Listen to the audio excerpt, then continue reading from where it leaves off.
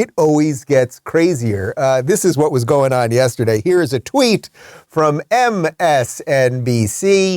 The far right's obsession with fitness is going digital. Opinion, why the far right is really into home fitness. White supremacists' latest scheme to valorize violence and hypermasculinity has gone digital. Now, we've seen things like this before. It's not the first time that we've shown you a headline like that, you know, from Salon or Rolling Stone or something like that. And it's sort of related to what I mentioned yesterday, how, you know, UFC, these fighters, boxers, kickboxers, all of these people, they seem to be a bit outspoken right now, and they're usually anti-woke because they care about meritocracy, they care about working hard. That's connected to fitness. It's like, go get yours, be in the best body that you can be in, right? Like there's a beauty of that. There's competition, which is very counter to equity. Equity, we will all end up in the same place. So you can see the machine is very concerned that if you care about fitness, if you watch that scary Joe Rogan with his big muscles,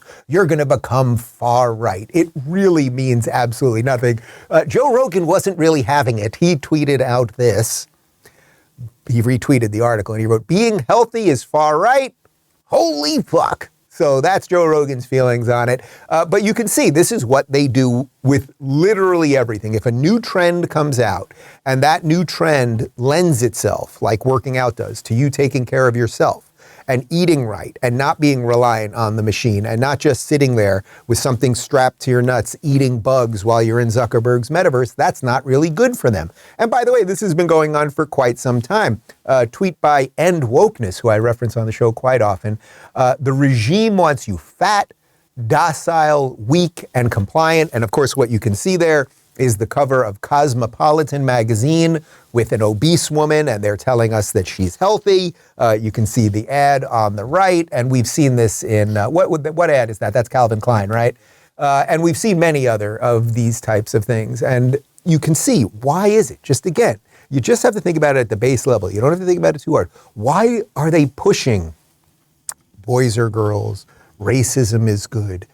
Fat is good. And not only those things, but if you are fit, you're also in essence racist. It's to just keep you dumb and dependent on them. That's really it.